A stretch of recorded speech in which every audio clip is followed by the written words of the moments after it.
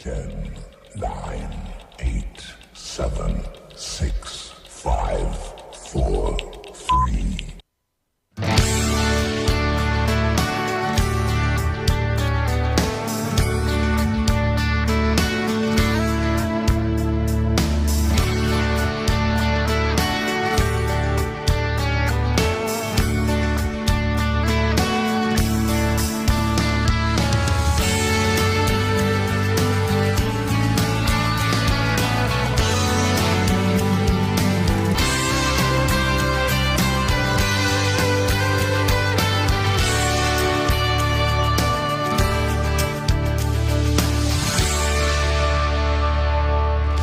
Well, hello and welcome to episode 516 of the Plane Talking UK podcast. I'm Carlos, and in this week's show, we take a look at an airport that's going document-free and a Boeing 727, which is the most expensive to sleep in, and all-you-can-eat flying, or are we just taking a whiz? In the military news this week, it's sad news in France, and here in the UK, we've got some great news from Biggin Hill, especially if you love the Spitfire. So joining me this week across the village here in rural Suffolk is, of course, Matt Smith. Hello. Hello, Matt. Hello. I came and saw you yesterday. That was fun. I know. Look, can I have a tyre update, please? Oh, yes, absolutely. Yes, it is still up. Hey! It is still up. Excellent. I just had the weirdest thing. I went out to the car. It was all fine when I went out, and when I got to work, I got out of the car and I thought, hello, I've got a flat there. The tyre is flat. So went round to Novum, where Carlos works, and said, please, are you not an idiot like me, and do you have a tyre pump up thingy? And he said yes. So I pumped up my tyre, and I haven't had to touch it since. It's incredibly expensive tyre pump as well. Yes, it does look quality. I'm not going to From a well-known online retailer. Oh, what? Begins with T. Oh, okay. Oh, well, it works. I'll take it. Yeah, it works. I know. Absolutely. I tell you, that's the best £6 I ever spent. Oh, you're joking. I spent 4 times that on one from Amazon. Oh my word! No, you don't want to do that. No. Oh well. Anyway, sorry. It's the Plane Talking UK podcast, isn't it? Yes, yeah, not tyre chat. Yeah, absolutely. Tyre chat. Tyre watting.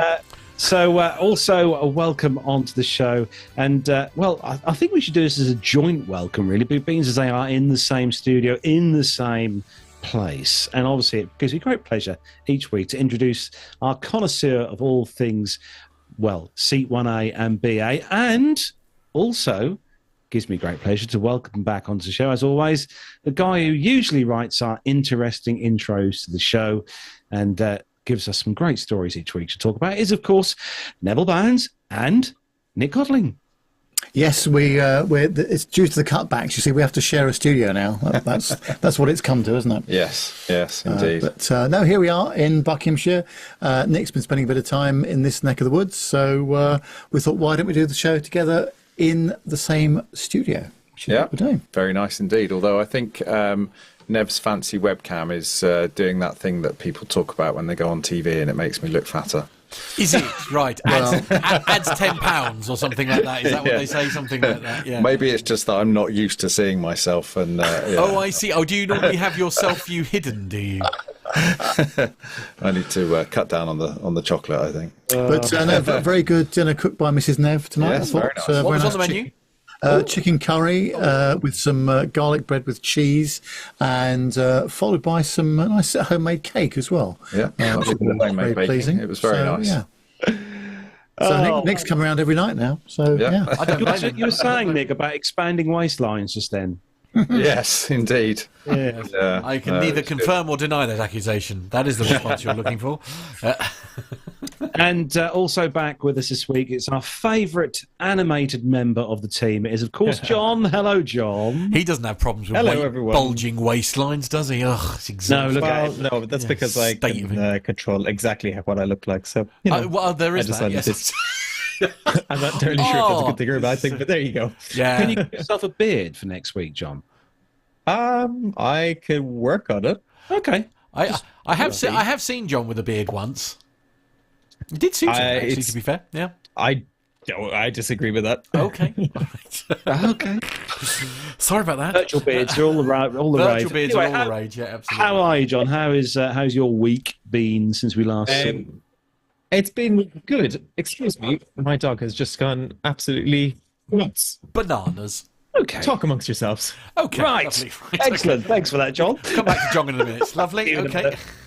We've got loads of stuff to get through in the show this week. Also, we've got our retro airline ad of the week, which is all about a very popular US carrier. Plus, we also need to say a big mention as well to everyone who joined us in the live YouTube chat room. Top of the list, Zeus, our local listener, Zeus. Hello to you. We've got Captain Cruz is in there as well. Hobby Time. Hello to you. Richard E. Flagg. Good to see you, Richard. Some more awesome pictures on your page this week. Unbelievable. So good. Yeah. Richard Adams. Hello to you. John Jester. Hello from somewhere near the Titanic. Ooh. He's worried which one he's near. Anyway, moving on. Hang on, there's only one. Well, no, Perhaps he's in Belfast. Yes, near the exhibition. Bill, hello to you, Bill. Good to see you in there as well. And thanks to everyone for joining us this evening on our live stream. And also, don't forget, if you're listening to us as an audio show, we are live, as I say every week, on YouTube at 7 o'clock here, Wednesday nights. So don't forget to click the subscribe and tap the bell icon to be notified when we're live and broadcasting shiny new episodes, just like we are right now. Shiny. So we've got loads to get through, as I said, including some great commercial news stories. So if the team are ready, Yes. We are. Yes. let's go. The captain has turned on the seatbelt light. Please take your seats and fasten your seatbelts.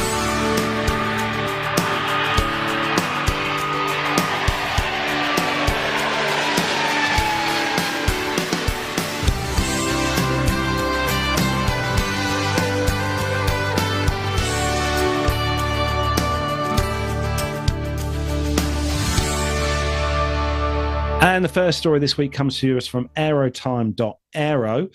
And we're going over a story we covered in recent weeks, but this is more good news. Archer have secured a $580 million order for 116 Midnight eVTOLs. Now, we have spoke about these before on the show, but Archer Aviation has signed a major agreement with Future Flight Global, or FFG, for the sale of 116 Midnight electrical vertical takeoff and landing, or eVTOL aircraft, in a deal worth $580 million. This marks a significant milestone as it includes the initial deposit and a $5 million pre-delivery payment.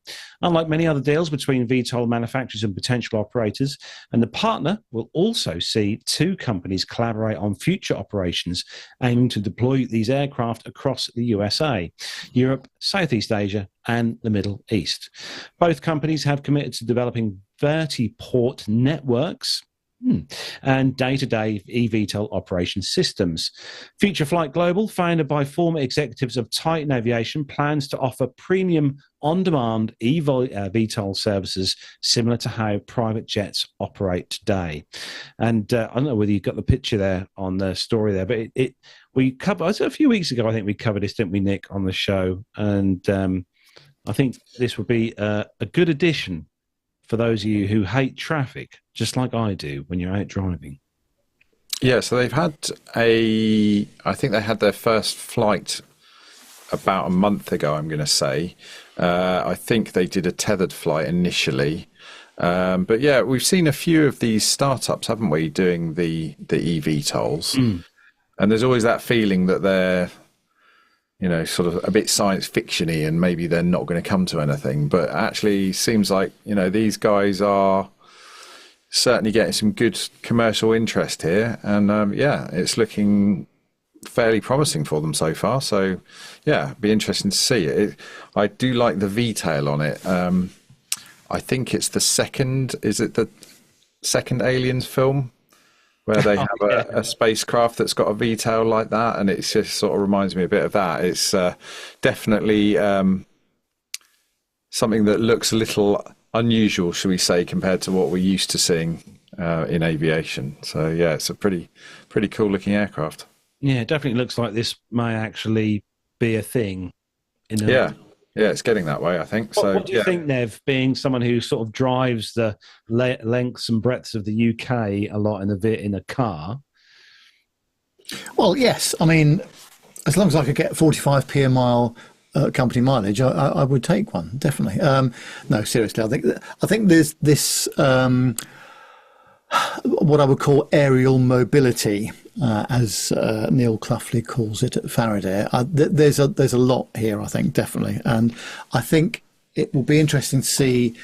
Perhaps in, I don't know, 40, 50 years' time, what we'll be seeing in our skies. And this is definitely a long way towards it, isn't it? This sort of technology, I would say. Well, they've also got the backing of the U.S. military. They had a delivery to the U.S. Air Force about a week ago. Their first one of these aircraft at full scale. And that's part of like about $150 million package that they secured with the US Air Force. So it's not just in the commercial side of things that these are kind of going to grow.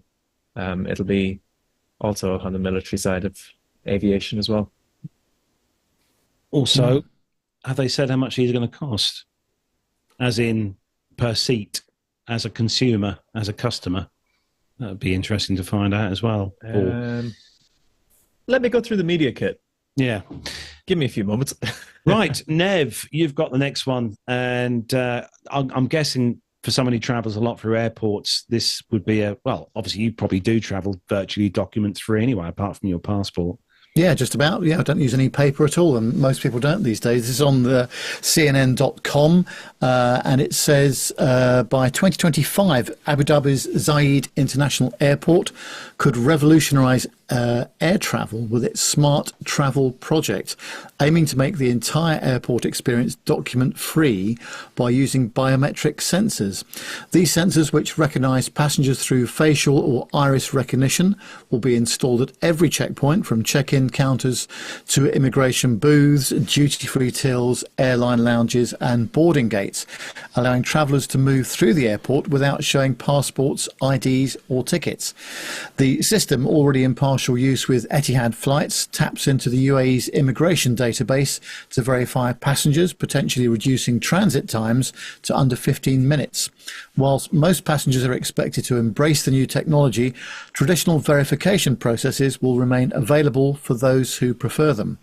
In an October 2023 survey by IATA, 75% of passengers claimed they would prefer using biometric data over paper passports and boarding passes.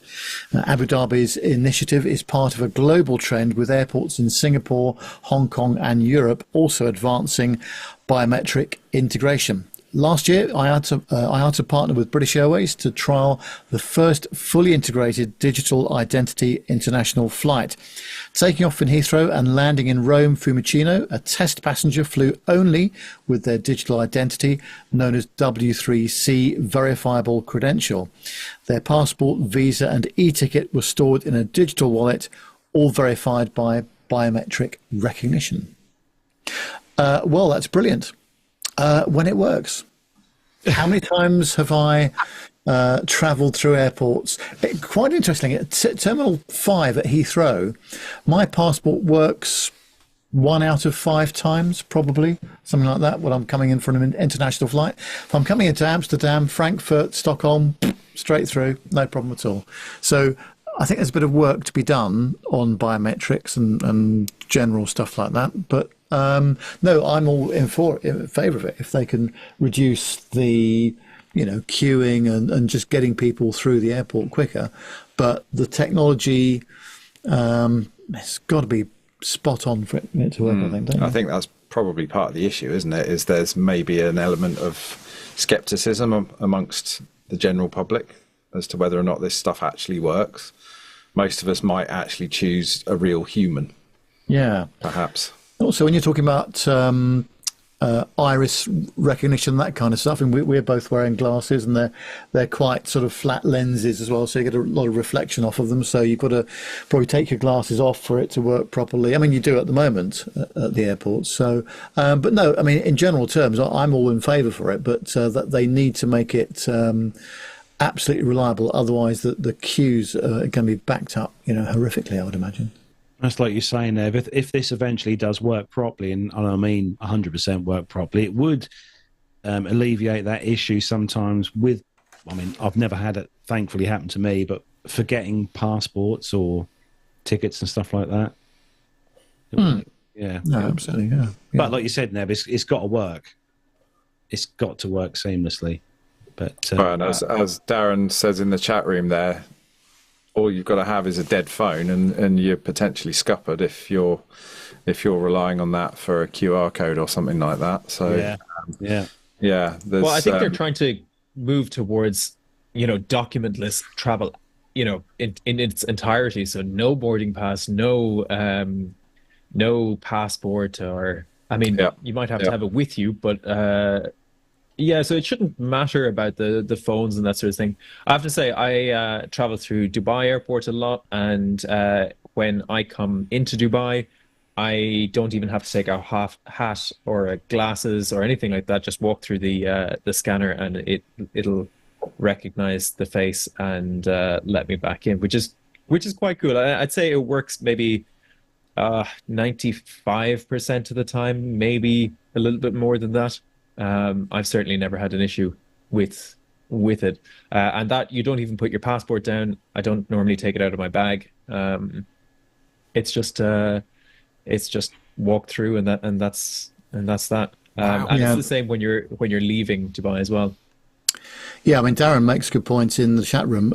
SAS were the first airlines to have boarding passes on mobiles, and certainly that was my experience when I used to fly SAS a lot back in the day in Sweden and Norway. They work very well. But are we getting to the stage now that when you're born, you should have a chip implanted in your wrist with all the biometrics on there and everything? So you just sort of, like an controversial NFC. I think there'd be a few conspiracy theorists who'd hate that. Yeah. Well, if it's good enough for your pet cat. Quite true. Indeed.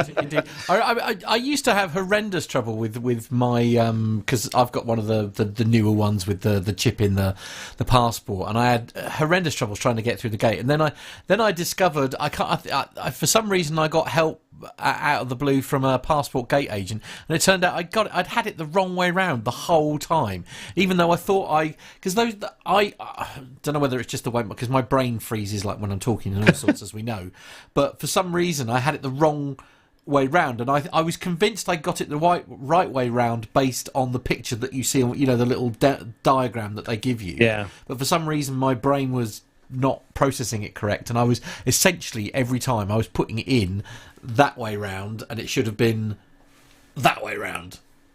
That he says, trying to explain it on a audio podcast. Brilliant. No, I've done it myself a few times, and I've been through the e-gates, bunged it, been half asleep and bunged it in the wrong way round, and then you have to take it out and adjust yourself and put it back in. And that's when the e-gates are working, because as most of us know, 9 times out of 10, the blooming e-gates, half of them don't work, especially at Stansted when we've been through. But when I came back from... I will agree with that on Stansted. Yeah. They're pretty unreliable. Heathrow was pretty good. I came back in from when I came back in from Charlotte, and I whizzed straight through, because I'd now learned how to, put it in the right way around. Yeah, as Nev said earlier, I'll say it again. When everything's working, it's blooming marvellous.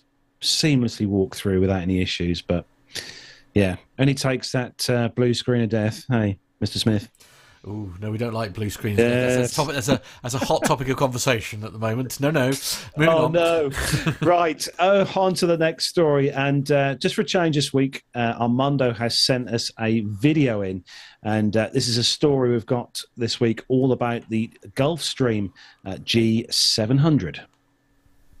Hey guys, so following a long anticipated FAA approval back in March and EASA certification in May, Gulfstream's flagship G700 has received an endorsement from the UK's Civil Aviation Authority, or the CAA. Now, the Savannah-based manufacturer expects to deliver its first UK-registered G700 in the next couple of months. Now, since the UK departed the EU in 2020, this has actually been the first time that Gulfstream has had to seek approval for one of its aircraft from the CAA. According to Gulfstream, the CAA took advantage of other authorities' efforts to develop processes and requirements, kind of easing their whole approval process there in the UK. Now, with this latest approval, the ultra long range G700 now holds 11 certifications, including those from the FAA and EASA. And Gulfstream, of course, says it has more certifications in progress. Now, demand for Gulfstreams remains very strong, according to the company, with, of course, North America orders on top, but with Europe and the Middle East rising and the China market showing a little bit of sign of life. Meanwhile, Gulfstream continues to test their smaller G400 with additional testing coming up very soon. Now, additionally, the upcoming G800, which is a G700 derivative, that'll trail the G700 by 6 to 9 months, meaning sometime later this year or maybe early in 2025. Now, the longer than initially expected certification process of this new model was in large part due to some congressional directives here in the US that are calling for more oversight during product approvals, especially in aircraft. Both remote work and a wave of retirements at the FAA has impacted this whole certification process. Lately, Peter Bunce, the president of the General Aviation Manufacturers Association, or GAMA, he recently testified on Capitol Hill about the delays involving certification and expressed concern about the turnover at the FAA, with over 40% of certification engineers having less than 2 years on the job. He said that training them was hindered because of the dispersed workforce in this wave of post-COVID. Now, Congress, in a recent reauthorization bill, included a directive to ensure that workers worked or were able to work remotely in cases where it made sense for their jobs, especially in the federal government.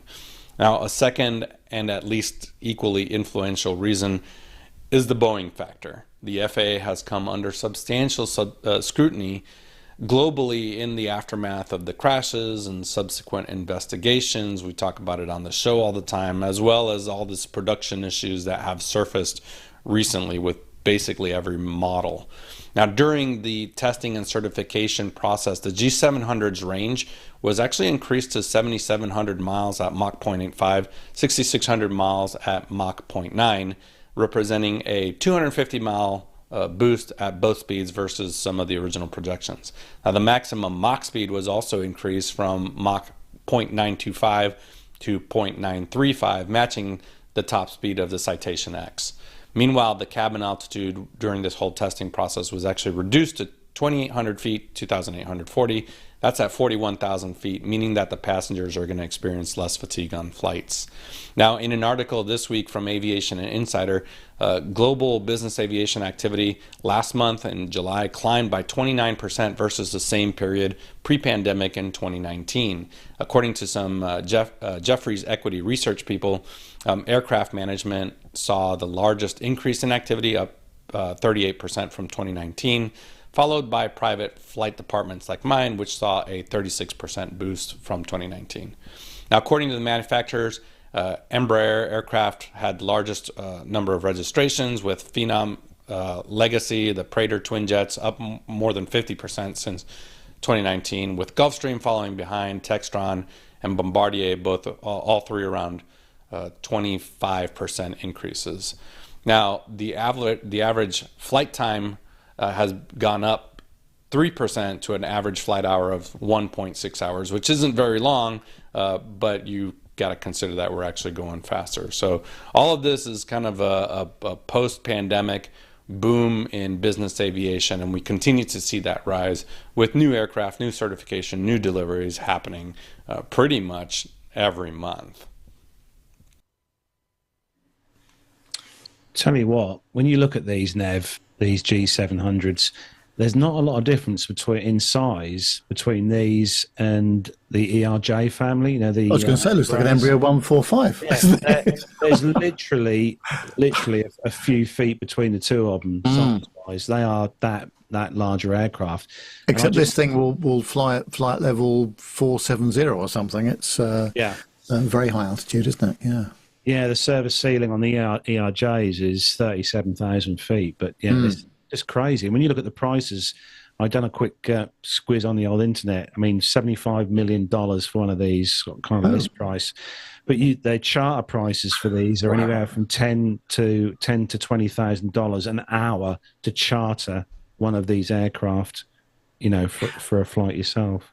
Yeah, for the I can't go into too much detail, but I was asked by somebody the other day, could I work out a price for taking some people from Norwich Airport to Edinburgh and back in a 12-seater executive jet? And so I found a couple of companies that could assist me with that. And it was basically between £38,000 and £43,000 What? turn. But you do get an onboard bar and a flight attendant and 2 pilots. But that was quite expensive, wasn't it? Yeah, And that wouldn't be on a G700 either, I don't think. Presumably that's an hour's flight, roughly. Yeah, about that. Well, yeah, a bit less than that, but yeah. Wow. Yeah. If you break it down between 19 of, if you pick the most capacity that the G700 can take, which is 19 passengers, if you took that 15K and split that between 18 of your friends, 19 including yourself, What's it, a couple of grand each? No, it's £800 each an hour. So, which is still, obviously, if you're going from here to France, it's a nice way to travel, I suppose, one way if you want to treat yourself. But I don't think you'd be traveling to the US, even though you could travel to the US in this. What's the US from here and there? Probably about 6 hours, 7 hours? Well, to the East Coast, it's sort of 7 hours there, isn't it? Yes. So times that by 7, so you're looking at $5,500 each. I mean, it's cheaper than business class, potentially, isn't it? Yeah. That is very true, actually, Nick. Yeah. Good point. Yeah. It's actually starting to make sense, isn't it? Yeah, if you share the cost between friends. I haven't got that many friends. That's my problem. I mean, Well, I'll have a word with my company. So in case we have to go to Dallas or to Portland in January, I'll say, well, let's just rent a G700 and the crew, and we'll all go together. And split the costs. Might be career limiting, but what a way to go, Company credit thing card. about costing these sorts of things is that what most people don't take into account is that it's about how much somebody's time is worth, rather than really what the actual cost is. And private jets, that's kind of their selling point, is that they save time, and time is money, and you can go when you want to go rather than operating with the scheduled services. Absolutely. And also for, if you're having private conversations and you're concluding business deals and that kind of stuff. I don't do much of that, obviously, but yeah. We've got a private jet operator in the chat room. We have, yes. Yeah. Pip has just joined us. Evening, Pip. Good evening, Pip. Yeah. Pip, how much would it cost me to charter the Phenom for the PTUK team, just to go, I don't know, go to France? There's some nice museums in France, and then they've maybe a visit to the Airbus factory at Toulouse. Yes. So Norwich to Toulouse, perhaps. Wonder how much you'd charge us for that. Yeah, work us out a price, Pip. Obviously, Mates rates. Mates rates. Anyway, Nev, you've got talking about expensive aircraft. Nev, this is an interesting expensive aircraft. I love this fella, Johnny Palmer of Pitch. He's absolutely mad. And of course, I interviewed him a couple of years ago. This is on simpleflying.com. It's all about the Boeing 727 that was in Pitch Air's car park just outside of Bristol. But actually, he's converted it into an Airbnb now, since I last saw him. And it's become a really popular attraction, used as an office event venue. and filming location. Of course, this unit was originally retired and abandoned at Cotswold Airport. So Johnny Palmer in 2018 discovered it and repurposed it after gaining city approval. Relocated to Skyline Park in 2021, the fuselage now sits atop shipping containers, featuring a vintage-inspired interior with walnut panelling and gold accents, and a vibrant exterior painted by local artists. Well, I hadn't done that when I was there last time. Anyway, the Airbnb listing is currently at approximately £450, $575 per night. The aircraft also includes 2 bedrooms with 3 beds and 3 bathrooms, which allows lodging for up to 4 guests. The site also includes a full kitchen, and the cockpit is completely retrofitted. The aircraft's lighting has been restored, including many of the original cockpit lights, and additionally, the air stairs remain fully functional. The listing, called Pitch Air, can be rented for daily or short-term use, depending on the project, and this allows users to utilise the lounge areas as office space, or even rent the entire aircraft for unique events. Now, if we went back to the interview that I did, obviously this 727 was a commercial airline, originally by Japan Airlines, which registered the aircraft as JA8325 in 1968. However, after several years, the aircraft was converted to a private jet, or a Boeing business jet, in the 1970s, and it switched hands many times and therefore switched registration several times. So during this time, it was used as a military VIP transport and a private jet for Middle Eastern royalty amongst the owners, and various registrations there. Delta, Alpha Hotel Lima, Quebec. It was on an N-Reg as well, and then 3 Victor Romeo registrations, and then finally a Victor Papa registration. And that eventually led up to the aircraft's retirement in 2012, when it was ferried to Filton, just outside Bristol. But yeah, Johnny is... there's no stopping this fella, I must say. He's always doing things, and when I first went there and then had the opportunity to interview him afterwards, absolutely fascinating. But clearly there's nobody else that's got a 727 in their car park. That's actually not bad either, is it? 450 quid for 4 people. Yeah, you know, that's just over 100 quid each to go and stay. So, you know, a really unique setting, isn't it? Totally. I mean, the Hilton in Edinburgh wanted 450 quid this week because the Fringe was on. So, you know, each. So if you think about it from that point of view, but amazing, isn't that? Feel a trip coming on. There you go. Yeah. So I definitely know which room I'll be heading to. That's 2 trips we've got to organise. You know, the landing on the beach trip, and then this one as well. Oh yeah. So about that one. yeah. But no, good for Johnny. I'm delighted. But he's absolutely barking mad, I have to say. And I hope he doesn't mind me saying that, but he really is. But he's so energetic, and the events and production company he runs is fantastic. He does a really good job, and the guys and girls there are brilliant as well. So it was marvellous, and we're seeing some video of it now, I think. Yes, definitely. I'm just trying to find out where you can hire, where you can book to hire this, but I can't find where that is, Nev.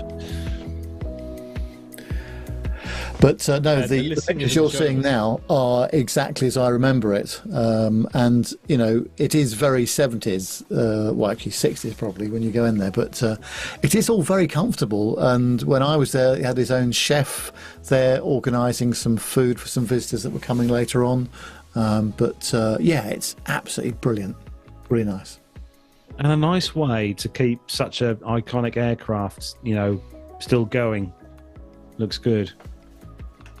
Yeah, and Johnny did all of the electrics himself with some assistance as well. And of course, you know, actually getting it all working again, getting the lighting working.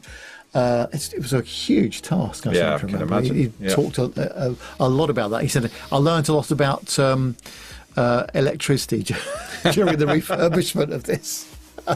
But no, they've done a brilliant job of this. So I'd love to go back, actually, just to see what the outside looks like for real. As well now. So perhaps we could hire it for 3 hours, Nev. That's an idea. I'll give him a shout. I've got his number. Yeah. We've got a few people in the chat room who've actually seen it when it was a complete aircraft. So Richie Flagg is saying that he saw it in 2003 in Bournemouth. Oh gosh! And Captain Cruz says he remembers seeing it in Amsterdam 10 years earlier, so that was in 1993.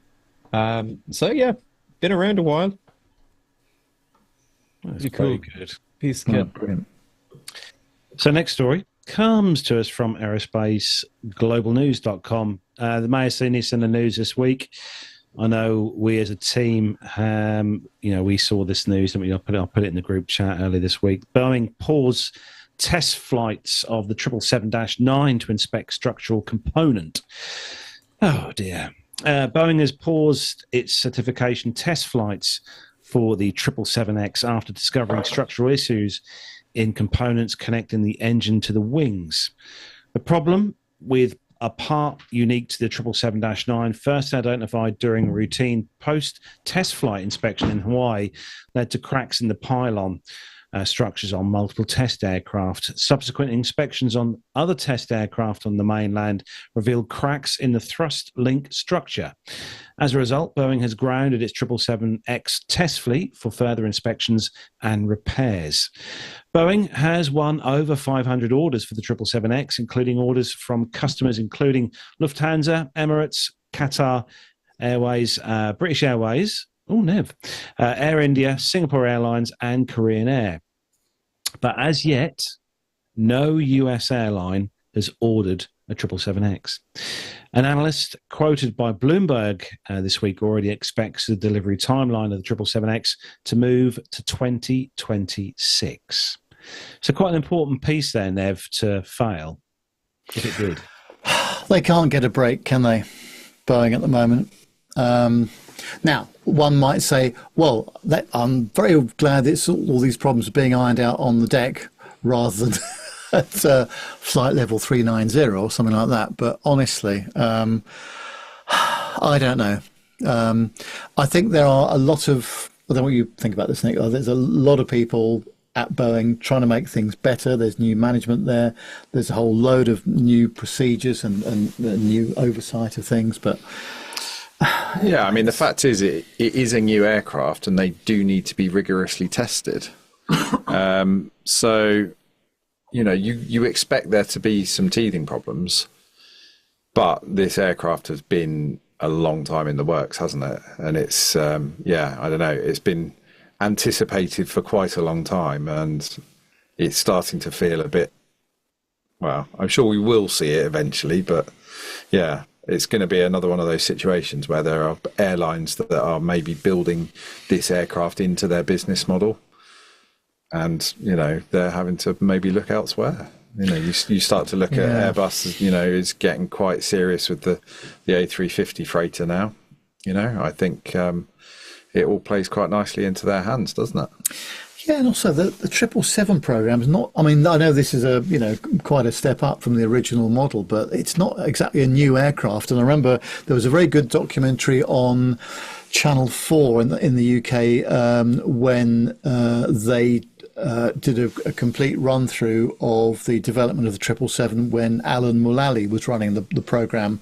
I think he subsequently went to Ford, or he came from Ford. I can't remember which way around it was, but it was a brilliant documentary, and it really did show, a lot of the detail that went into the manufacture, or the design and the manufacture and the testing of the aircraft. But they just need a bit of a break at the moment. Now, you could also say that the original A320, with its original versions of software, had left a lot to be desired as well. The many things that weren't right from day one. But the trouble is now it's the commercial pressures where airlines are placing orders and therefore they are booking flights and slots and routes.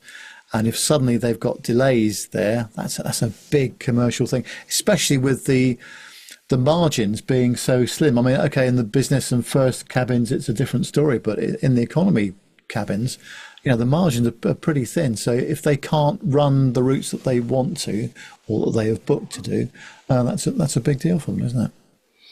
Actually, just looking in the chat room, Nev, at a comment from John Jester. Yes. Very true. Right.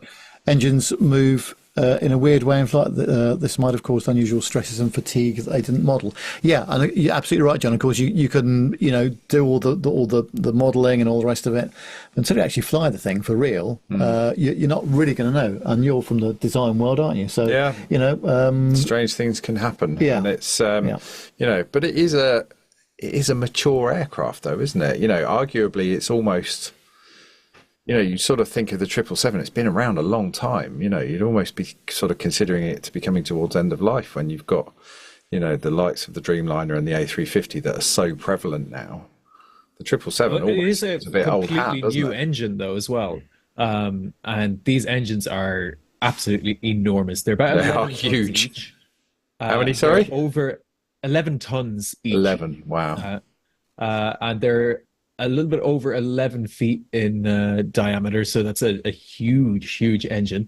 A little bit more about the part that they're talking about. It's a link between the engine and the airframe, and it's what carries the thrust from the engine to the airframe. They've got 2 of those on each engine for redundancy, and it's something that's been designed completely in-house by Boeing. But yeah, as John Jester says, keeping the engines on the wing might be a little bit important.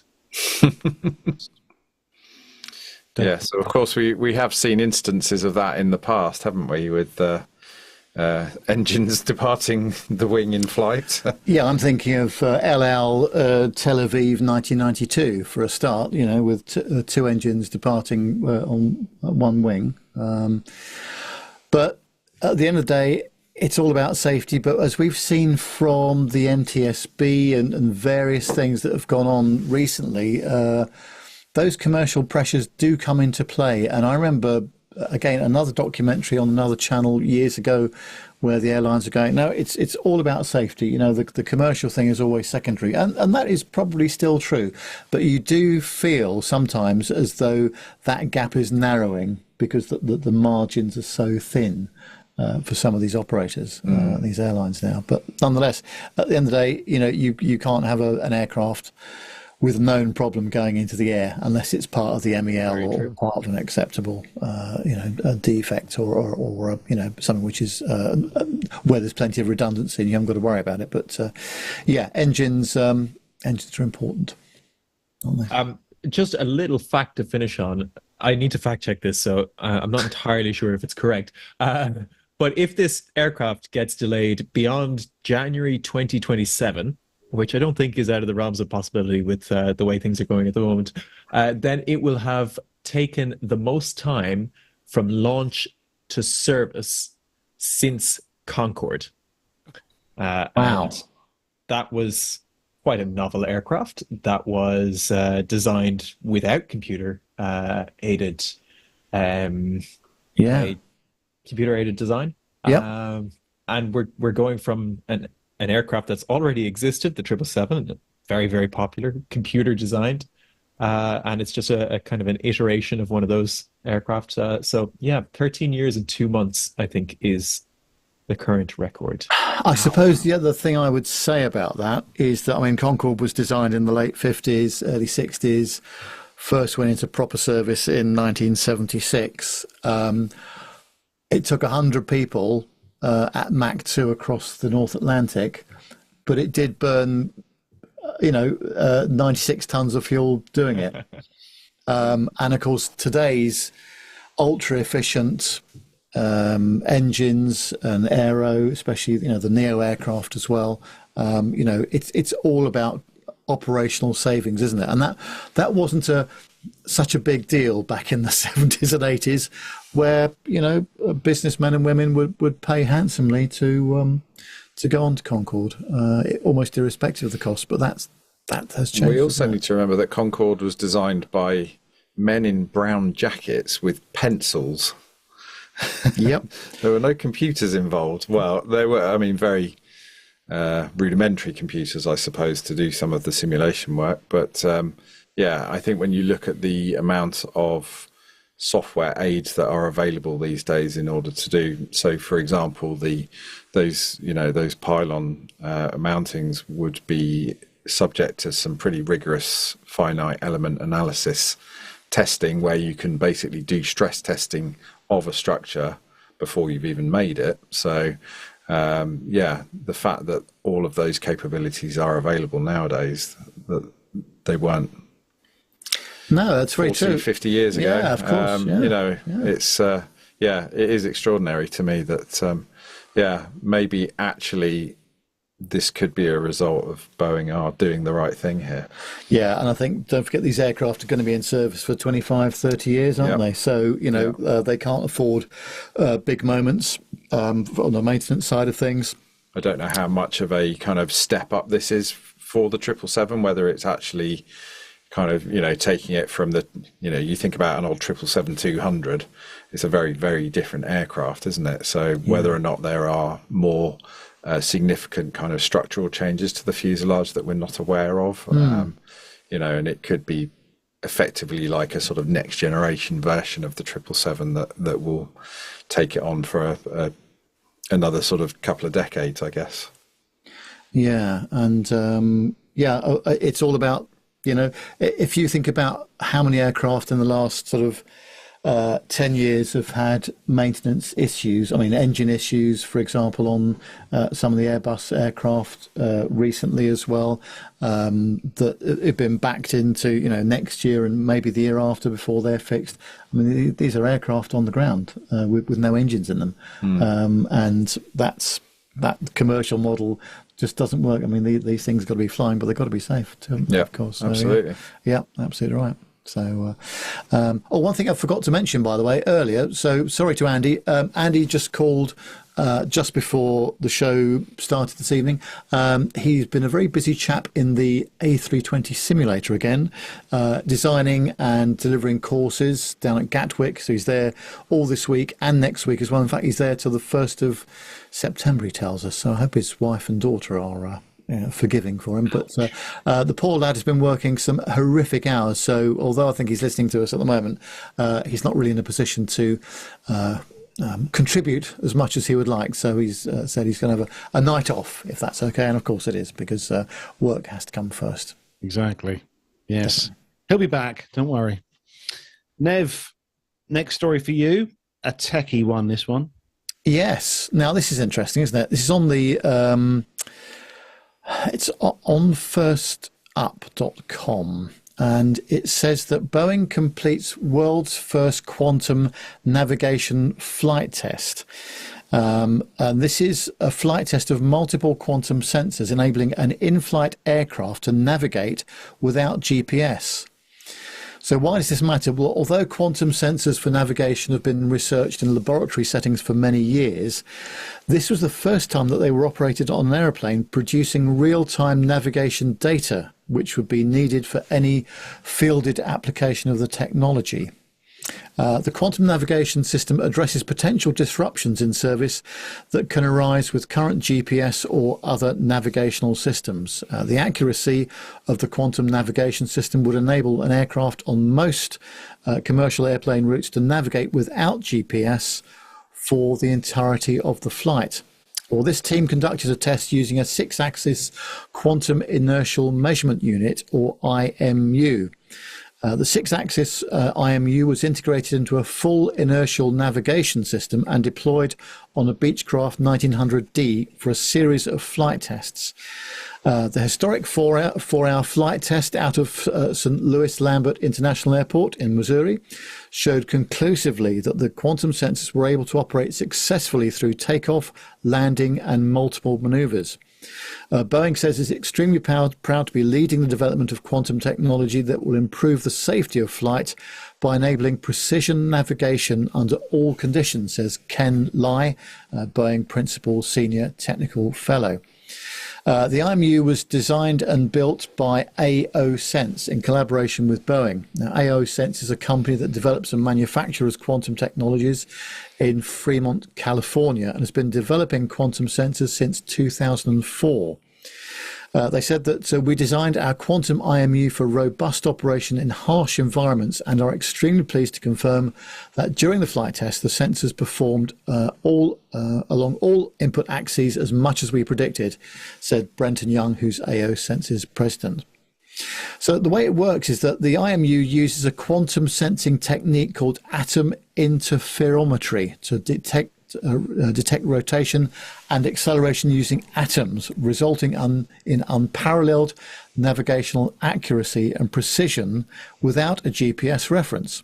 The IMU consists of 3 quantum internal sensors, each of which measures single-axis accelerations and rotations of the airplane. The IMU keeps track of the path the airplane has taken from its initial position.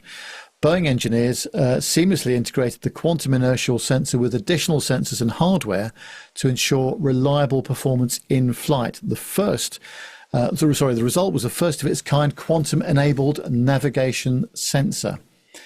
The ability to operate in a GPS-denied environment is critical to both defence and commercial applications, said Todd Citron, who's Boeing's Chief Technology Officer. This flight test shows that Boeing's innovative approach to leveraging quantum technologies for operationally relevant challenges.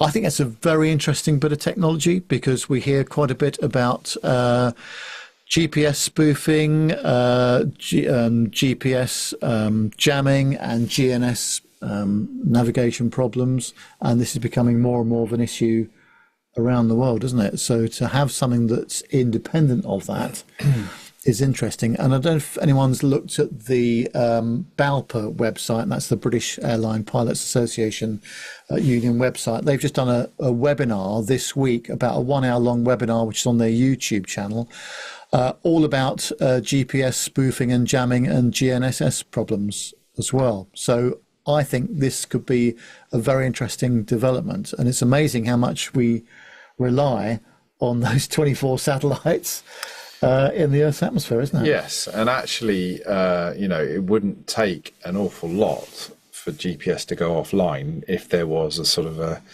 catastrophic event that took out a bunch of satellites, and you've seen films like Gravity where, a bit of space debris can wreak havoc, but the reality is that, it could actually happen and GPS could go away. So, but yeah, it's interesting hearing about the inertial measurement units because they're quite commonplace in automotive, aren't they? So, most cars will probably use those for things like traction control and ABS to detect the movement of the vehicle. And I know certainly from my point of view on a motorbike, it will have a lean detection. So it will apply a certain amount of ABS dependent on what your lean angle is.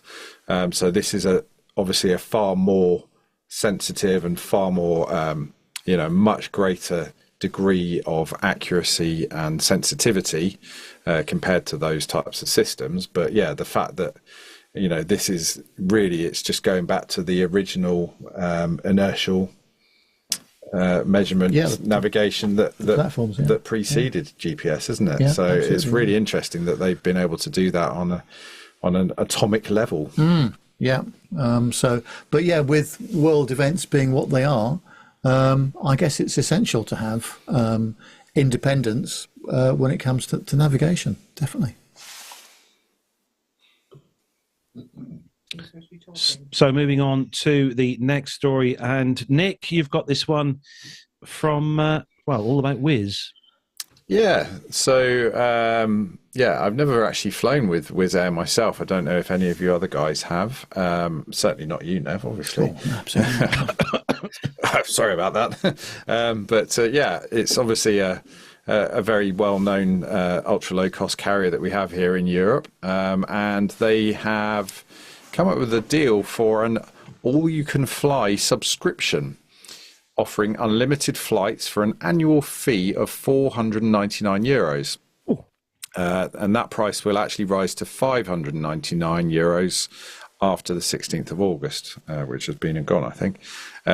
So subscribers can book flights up to 3 days before departure for a flat fee of €999, covering destinations in Europe, North Africa, Middle East, and Asia. However, the subscription comes with limited availability and no guarantee of seat access.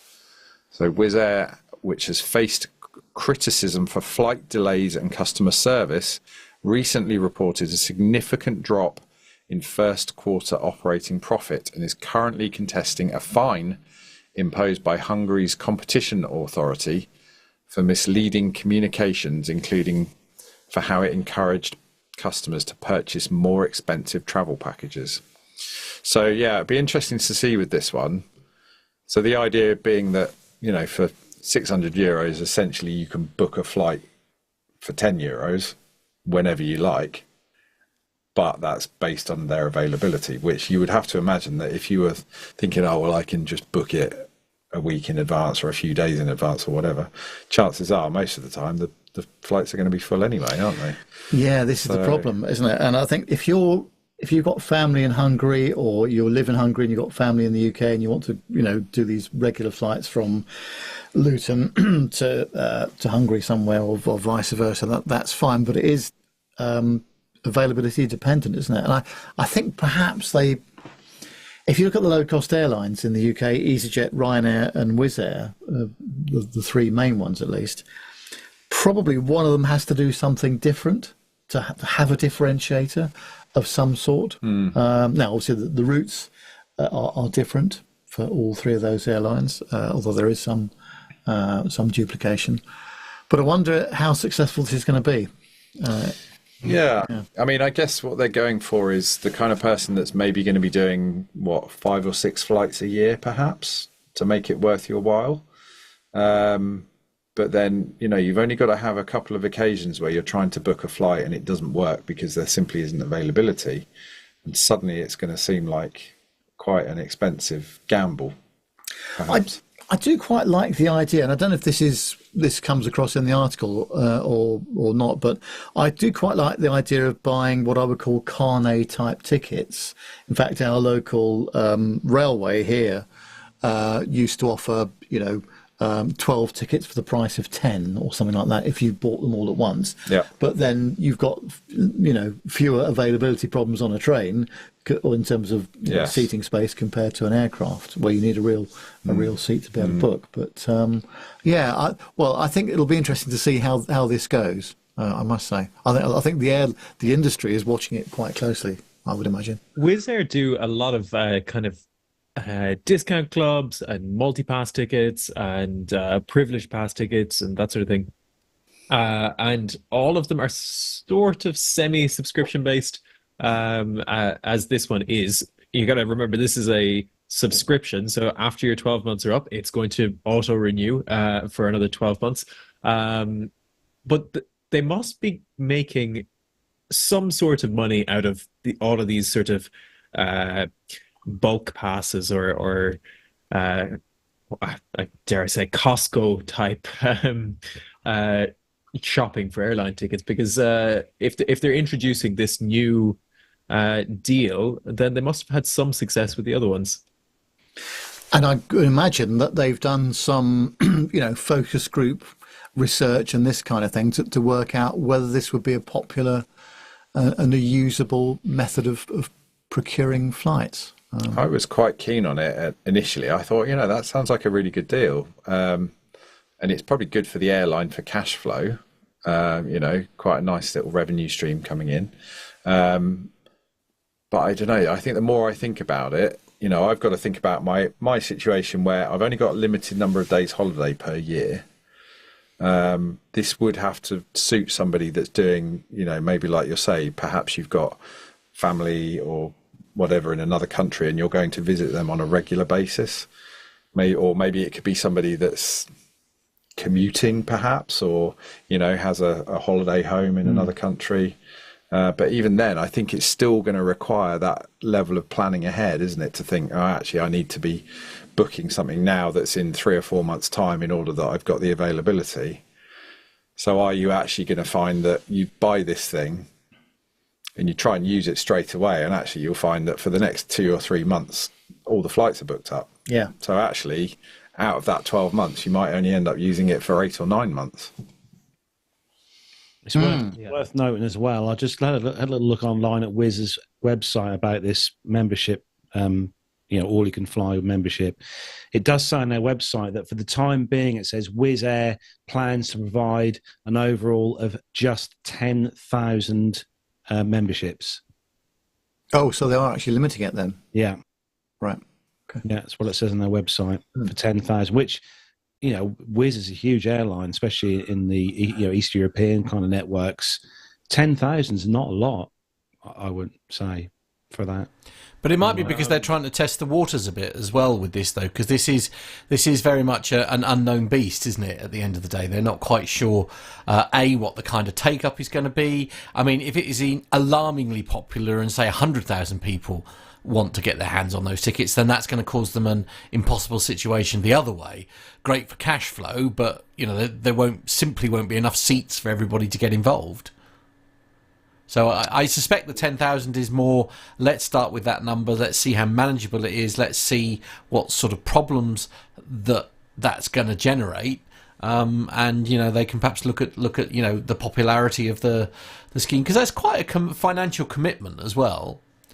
As you say, and like Nick was saying, you've got to be in a situation where you are, you need to have a reason where you can plan travelling on a regular basis in order to make it pay, I think, as you say. So if you are visiting family members, or if you've got a holiday home, in France or somewhere like that, then it would maybe not France because it wouldn't necessarily work, but you know what I mean. You've got to have a reason to travel to one of the locations in their network on a regular basis, I think, in order to get the most out of it. Yeah. Yeah, the original article that we read out did allude to the fact that Wizz Air doesn't necessarily have the best reputation for customer service and punctual service, shall we say. So I don't know how, I don't know what their reputation is like so much in terms of, are we talking sub Ryanair here? Yeah, it's, I think, well, I don't know whether they're using this as like a bit of a pilot scheme just to test it all out before they roll it out. I sort of feel like I wouldn't be hugely surprised if we see other airlines trying something like this. It's not the first time it's been mentioned as an idea, though, is it? I mean, we have read stories in the past with other airlines offering a sort of similar model, and you do wonder if there's a reason why it's not more commonplace. Yeah, good comment from Captain Cruz in the chat room there, saying unlimited air passes were pretty common in the USA in the 1980s up until the early 90s, all standby tickets, of course.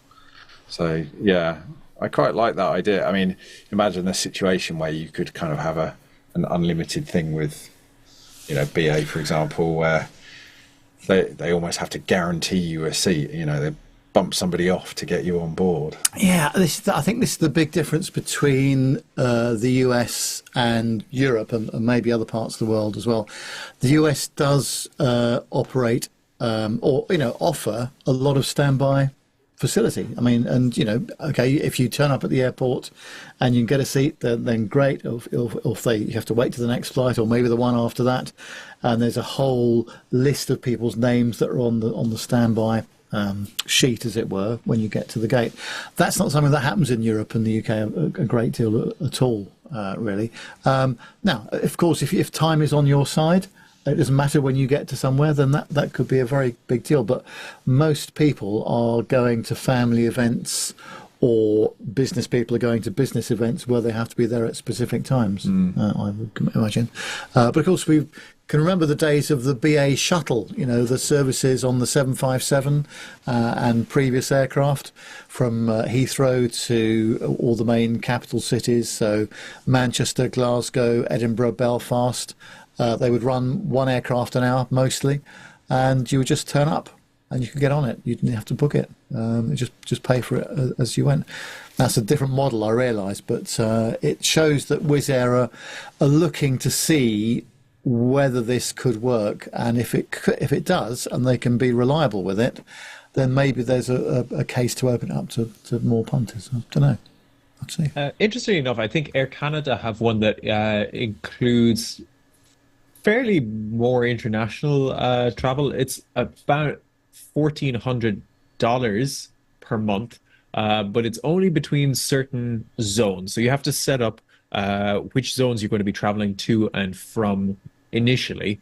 There is another one with Frontier. I think that was the story that we read out a couple of months back. And that is standby up until a day before departure. And then the international flights will be confirmed 10 days before departure. I'm trying to think who else has some of the island hoppers. So things like Air Tahiti Nui, some of the airlines in the Seychelles, where they are being run a little bit more like taxi services.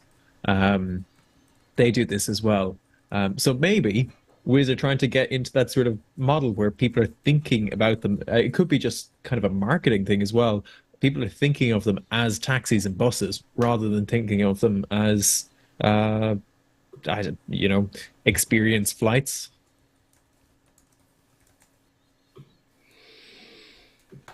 Oh, Carlos is talking, but he is on mute. Oh, that's because I'm on mute. Yeah, I was just going to say before we move on, Ned, with your Avios points, obviously you've got a certain amount of time before they you drop down a tier, but I'm guessing that there is quite a wait before that'll drop off in regards to flying and stuff. Well, yeah, but it's not just that. It's the availability. One of the biggest criticisms of the Avios scheme in recent years, I think, has been, I'd like to go somewhere. And I mean, the nice thing about BA flights, generally speaking, is that there are a lot of them, and you can have a 11 o'clock in the morning flight if you want to, rather than a 6 o'clock in the morning. But looking at some of the Avios availability, it depends on when it is or where it is, especially in terms of the school holidays and things like that. There is quite limited availability for you to go where you want to go and when you want to do it. So you can have all the Avios points in the world, but if there's no availability, or they've not opened it up to Avios seats, as I would term it, or Avios flights, then that's still quite a big problem, isn't it, if you think about it? So we better move on to the next story. And we were talking earlier, Nev, weren't we, about paperless kind of interactions at airports.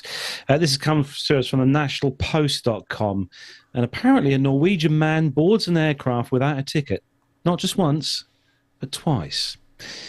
So, a Norwegian traveller managed to board a plane at Munich airport without a ticket 2 days in a row, and even flew to Sweden on the second occasion, police said on Tuesday. The 39-year-old sneaked past security at Germany's second busiest airport for the first time on August the 1st. Passengers are supposed to scan boarding passes at an automatic gate, but he stood close to another traveller and got through without one, the Bild Daily reported.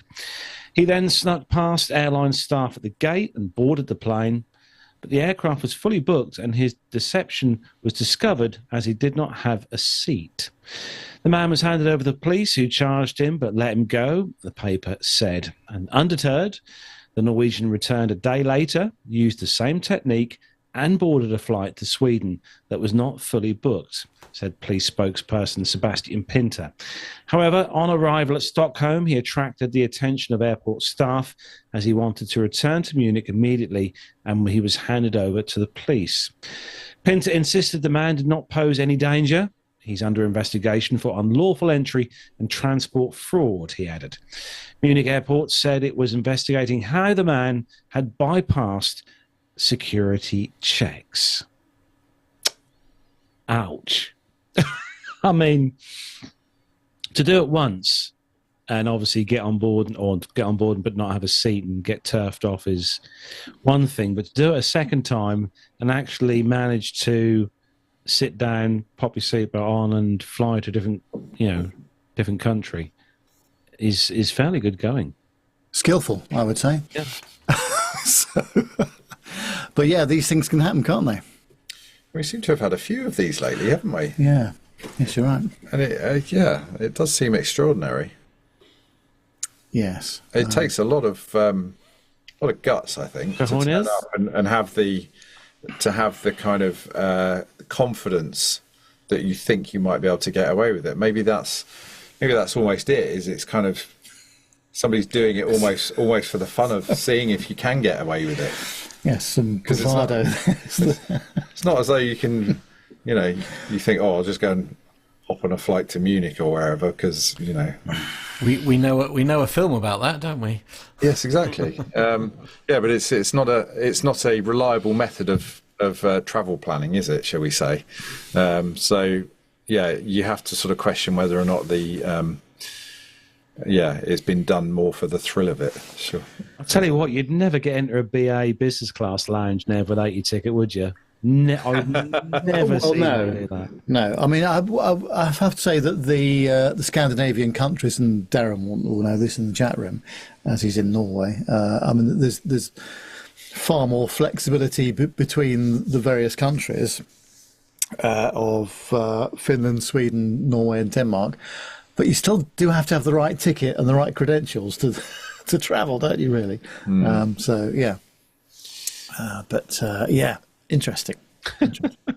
Yeah, Mazu says that he can't go near an airport without getting stopped every 10 yards. And I can guarantee that with a beard, I seem to attract the wrong kind of attention at the security. Is that right? Yeah. I don't know if Andy finds the same. Gosh. We'll have to ask him. Yeah. Be a brave person tackling Andy at a gate, that I do know. Almost like taking his pint off him. Oh. No, not that bad. Don't be ridiculous, Nick. Steady. So, Nev, we haven't, obviously, we might have a little rant from you coming up in a bit, but this person definitely managed to have a rant. Oh, dear. Well, yes. I mean, the thing is that having seen this video, there are plenty of videos on the internet which show very similar levels of behaviour. This is on the abc7chicago.com. It says that Chicago police said a 31-year-old woman started an argument with two other women aged 24 and 40 on July the 30th at O'Hare International Airport. The woman shocked onlookers as she leapt over a check-in counter and hurled a computer monitor at Frontier Airlines staff. Well, footage of the incident was posted on July the 30th by another traveller who told that the woman had missed her flight and then lost it after staff didn't allow her to board. In the video, the woman climbs over a baggage conveyor belt and into the staff area and begins grabbing and yelling at a Frontier employee. After being pushed back by another airline worker, the woman grabs a computer monitor off a check-in desk and throws it towards staff, hitting one of them, and then hurls a second monitor onto the floor. She then climbs back over while shouting "stupid" at Frontier staff. Chicago police confirmed the incident, saying that the offender knocked over items on a desk. She then threw a cell phone at the 40-year-old victim and hit the 24-year-old victim in the leg. The offender fled the location of the incident and no one was in custody, Chicago police said. The area detectives continue to investigate. I watched this video earlier in the week, and just unreal. It's a little bit, defies belief a little bit, doesn't it? The bit where she picks up the monitor off the check-in desk and she literally throws it. I mean, oh man, that's a whole new level of anger. Yeah, I'm sure her toddler that was in the pushchair must have been very impressed. Yeah. I mean, it's not as bad as, but it almost reminds me of that series Airline that used to be on ITV all those years ago, that was based at Luton Airport with EasyJet, and they used to have didn't they have the cameras there? And there was always, every episode, there was always someone who kicked off royally because they either missed their flight or they couldn't get their bag on, or they, some other reason, but. There was always someone kicking off at the staff, and sometimes they can be really quite brutal and nasty towards, check-in staff. I mean, I've seen it firsthand at various airports that I've been through over the years, and I think obviously there's signs up now at the various gates and at the check-in counters saying that we'll not tolerate bad behaviour, and our staff do not deserve that kind of thing. That makes very little difference from what I've seen. Although I have to say, this lady has taken it to a new level in terms of of anger, I've got to say. I think she needs to go on a course, probably. A life course, perhaps. I can imagine, and have heard some, first-hand stories of people at Heathrow as well, that the kind of abuse that they have to put up with by passengers on the ticket desk or the check-in desk and even at the security area is just horrific. And we're looking now at the incident itself, which is unbelievable. I suppose the only good thing about it is, thank goodness, it wasn't one of those old CRT monitors, and it was an LCD one. So you might not have been able to pick it up. No, there was that, wasn't there? And but also doing less damage to the person that it hit. But nonetheless, it's horrific, isn't it? Really? Yeah, it's extraordinary. You've got to be pretty thick-skinned, I think, to have a customer service-facing role. I certainly couldn't do it. Not at all. And of course, the other thing is that I would imagine that the folks at the desks, they're trained to try and take the heat out of situations. But when someone is sort of on the rev limiter like this, there is no reasoning with those people, is there? Perhaps, gone are the days where one would shout back or retaliate, and that's just not, the done thing to do, is it? But honestly, these folks must have the patience of a saint, I've got to say. Grinner definitely makes the point, Nev, in the chat room, saying people seem to lose their minds when they're at airports. Yes, I agree. Yeah, I think... I still maintain, always have done, I still think cabin crew are the heroes in any of these situations. I mean, it's just bonkers, isn't it, really, that some of the things they have to deal with. I mean, it's just... Yeah, of course, you're dealing with a situation at flight levels then, rather than on the ground. Even worse, yeah. Yeah. I think that brings... stress of traveling is something that really sets people off. I mean, stress in any sort of situation is difficult to deal with. I suppose you have hospitals and police stations and things like that, and they have these sorts of incidents as well. But really, in aviation, the difference is that you don't have all of the personnel that are working in the airport. Not every single one of them are customer trained or trained to deal with this sort of thing, and it goes through the whole journey from chauffeurs bringing people to the airport to the people at duty free and all that sort of thing. And there's quite a few customer facing roles that in the airport that I wouldn't like to have, has to be said. I suppose a lot of the time, if you're talking about members of the public that don't travel very often, and their trip could represent quite a significant financial outlay for them, with a lot of planning, and they've potentially been looking forward to a trip for many months, and sometimes if they might be subject to a delay or a cancellation, that could be too much for them to stomach. Yeah, I mean, I suppose all of us that travel a reasonable amount, we kind of take it all in our stride, but it can be quite a big moment for other people. I do accept that, but there are minimum standards of behaviour, and that lady came up short. Agreed. So, dear, more on that next week, I expect. There'll be another incident, no doubt. Yep. Nev, what's coming up next? Oh, the next one. Well, Retro Airline of the Week. When you first said that we were going to do this segment, I'm going, that doesn't sound very interesting. But I have to say, I've been delighted in some of the things that we've seen over the last few weeks and months. It's been phenomenal. Well, this week's ad takes us back to 1982 and to when American Airlines were giving you their best. And our question to you, the listener, is, are they still giving us their best? Let's have a look. We try a little harder every night and every day. We work a little longer till we find a better way. We're giving you our best. Yes, we're American and we're giving our best. Every single one of us. In the airport and in the air. From takeoff to landing. We're giving you Low fares on every flight. We're giving our best. Something more. We're giving you High standards all the way. We're giving our best. Just what you'd expect from Americans. We're giving our best. We're giving you our best. Yes, we're American and we're giving our best. No matter where we fly, we're up to lead the rest. Yes, we're American and we're giving our best.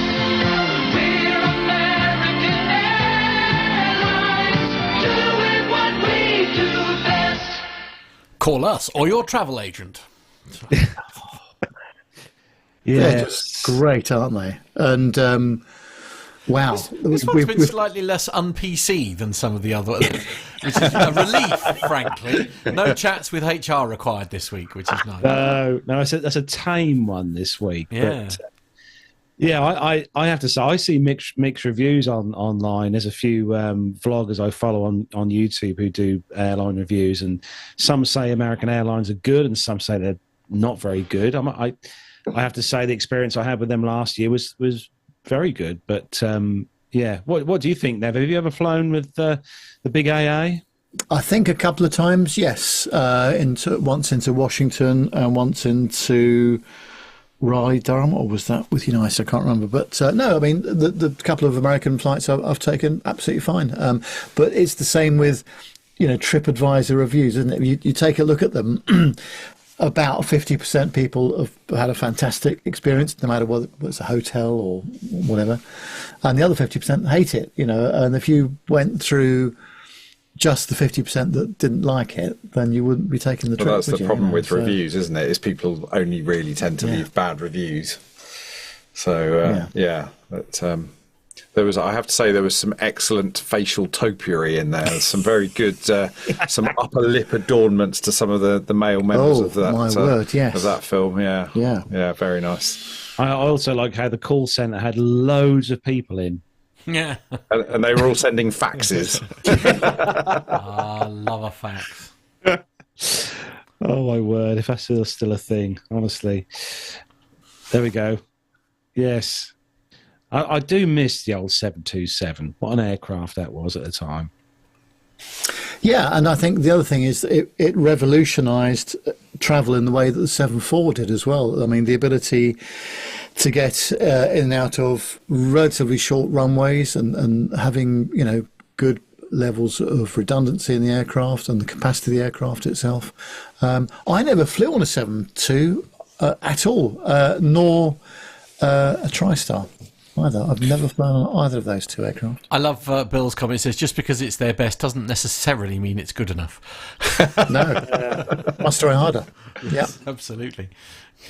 So, time to move on to the next part of the show. And don't forget, we've got our Caption This Just for Fun, which I will say, guys, got quite a lot of traction this week. Picture. But time for some grey stuff and military news. So, Matt, hit the button. What's up, Bogies 13550, Angel 16, heading 340. Okay. 100 St. Bogies.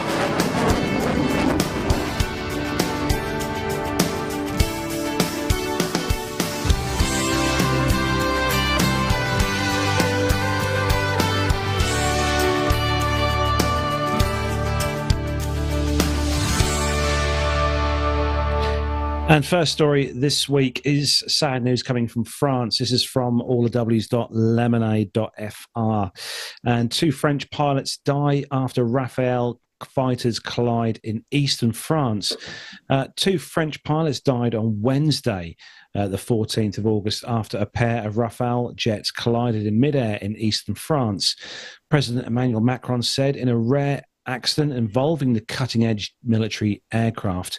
1 pilot ejected following the crash over northeastern France, but authorities had launched a desperate search for a missing instructor and a student pilot on the second jet.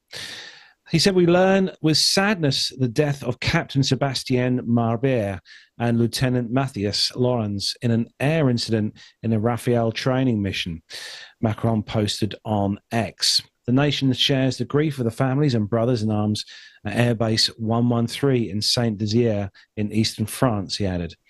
One of the pilots was found safe and sound, Defence Minister Sébastien Lournaud said earlier on X. It was not immediately clear what caused the collision that authorities said occurred over Colombey-les-Balais, a town in northeastern France.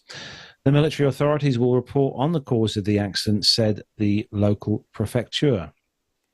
The supersonic Rafale multi-role fighter used to hunt enemy planes, strike ground and sea targets, also carry out reconnaissance and even carry France's nuclear warheads, has become a bestseller for the French arms industry. Accidents involving Rafale jets are rare. In December 2007, a Rafale jet crashed near Neuvik in southwestern France. Investigators there concluded that the pilot had become disorientated, and it was believed to be the first crash of a Rafale and also in September 2009. Two aircraft went down as they flew back to the aircraft carrier Charles de Gaulle off the coast of Perpignan after completing a test flight when one pilot there sadly passed away. Read more subscribers. Well, here we go. Ukraine by sending... Let's get that bit out of there. Who put that bit in there? By sending Mirage fighters, France steps up support for Kiev, and France has sold the Rafale to Egypt, India, Greece, Indonesia, Croatia, Kuwait, Qatar, and the UAE, Lournaud said in January, and that France had ordered 42 of the Rafale fighter jets, with the first to be delivered in 2027. The French military has now ordered more than 230 of the jets since it went into service. And Macron has urged defence manufacturers to boost production and innovation as Europe seeks to increase arms supplies to buttress Ukraine, which has been struggling to fight off Russia's invasion now in its third year. So sad news from France. Obviously, they'll hopefully find out the cause of this. I'm sure there was a video actually of the incident happening. Actually, I think I saw on social media. But Darren Smith in the chat room is saying a CM170 Magister crashed as well, which is sad. There's a lot happening in the world of aviation at the moment, in both commercial and military. It's sad to say, but good news on the next story, though, Nev, from Biggin Hill. Yes, it is. And this is on vintageaviationnews.com. And it says that Biggin Hill Spitfire Mark 912 flies again after 9 years. So nearly 9 years after the last flight on the 1st of August 2015 ended in forced landing and extensive damage. The historic Mark 9 Spitfire Golf Bravo Romeo Alpha took its maiden post-restoration flight from the Biggin Hill Heritage Hangar on the 31st of July. Test pilot Dan Griffiths was at the control, whilst a team of engineers, ground crew and pilots, along with the aircraft's owner, witnessed the historic moment. Mark 912 proudly bears the markings of 312 Czech Squadron RAF, of which it wore on D-Day, when it was flown by Tony Listukin, DFC, believed to be the first Allied fighter pilot to land in France on June the 6th, 1944. The aircraft later served with the Royal Netherlands Air Force and the Belgian Air Force, and after retirement served as a gate guardian with the latter's services technical school at Safranburg, transferred to the Musée Royal d'Armée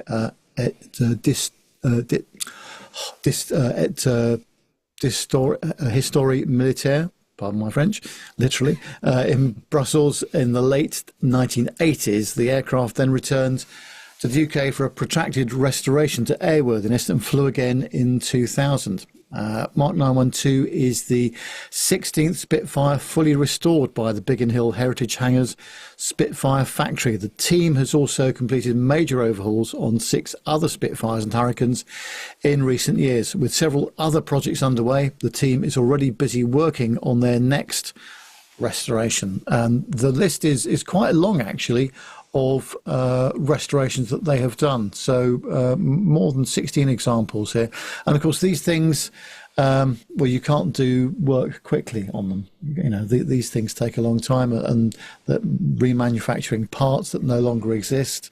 And you know, it's very, very challenging indeed. And just talking to Amanda on last week's interview, you know, all these restoration companies do a lot of work to get these aircraft back in the air. But no, it's good news to hear that from Biggin Hill, isn't it? I must say that's one thing that always blows my mind is where people, you know, there's just the sheer skill. I mean, when the parts are being, you know, regularly manufactured and they're done from casts and all that kind of thing, it's amazing.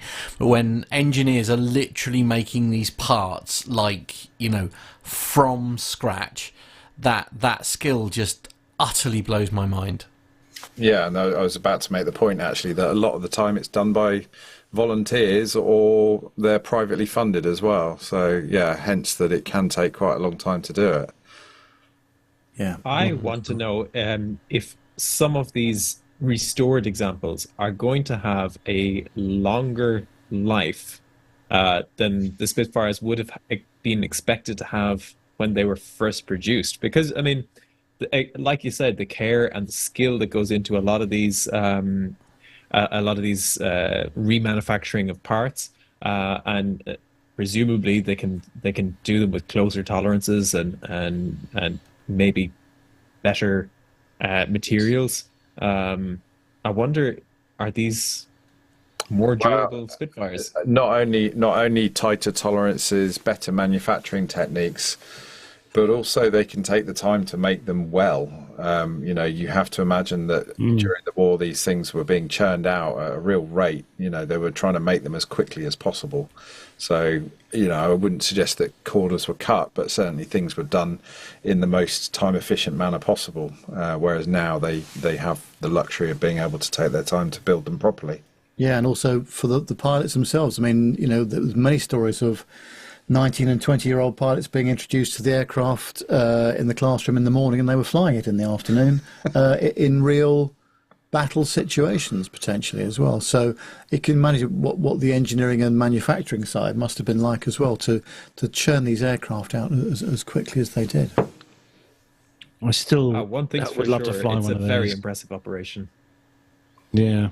Sorry, go on. Still on the old bucket list. I think that's on the bucket list for, I think, probably near enough all the team and all of our listeners. I think you listen. And most aviation enthusiasts, I think. Yeah. I mean, they obviously do them at Biggin Hill, and they also do them over at Goodwood. There we go, Goodwood as well.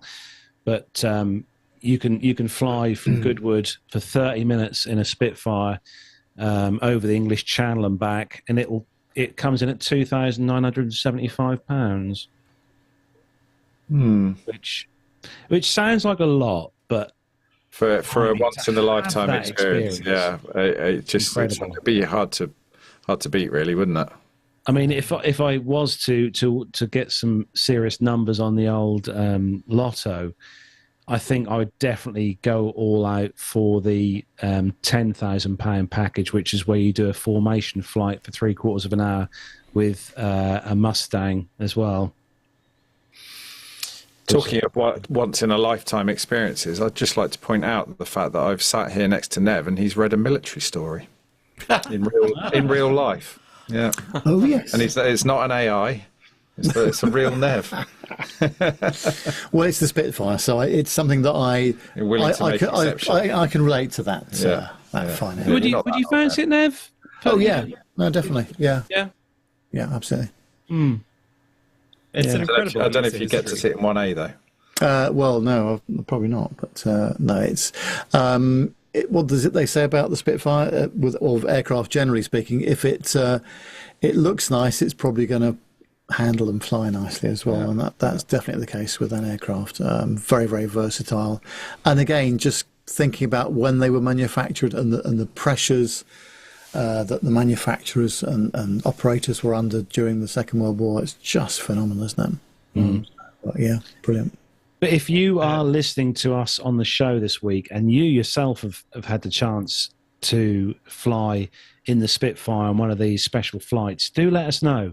Send us some feedback in and let us know what that was like for you. We'd love to hear from you. Or if you're just loaded and you'd like to pay for us all to go. Wow. If you are, if you have a few £1,000 Wow. in the bank. Yeah.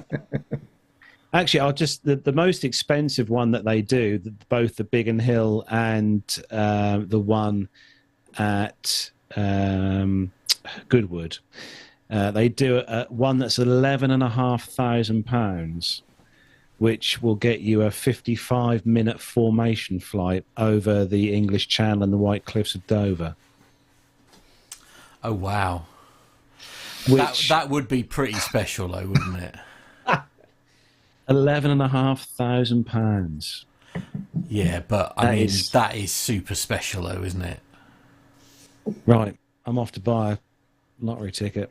Not that I have done for many years, but I'll keep trying. Anyway, right. Moving on to the next part of the show. God, I'm going to have to shut down that website now. I can't keep looking at those prices. Right, there we go. Caption this. Just for fun, pick of the week. And it's safe to say that the picture this week definitely spurred some interest. Nev, for the benefit of those in the world of audio land, what was this week's particular picture showing? Well, a very, very interesting picture of an aircraft with its air stairs down, which is fine, but it looks like it's on the short final. So actually, it's it shouldn't be in that situation, really. And we were not short of suggestions for captions, let me tell you. Yeah, so kicking off this week, it's Ben. And I think he knows the model of the aircraft, Nev. I've got a funny feeling here. Yes. Ben says the Fokker of a door has unlatched for the 28th time. Somebody called Sue Bounds, obviously. Never heard of her. She says this is the new method for dealing with unruly passengers. And I support that statement. So. So the next one from John Luke. Ladies and gentlemen, in our swift exit priority booking seats, we request that you do not block the stairs with your hand luggage. Safety first.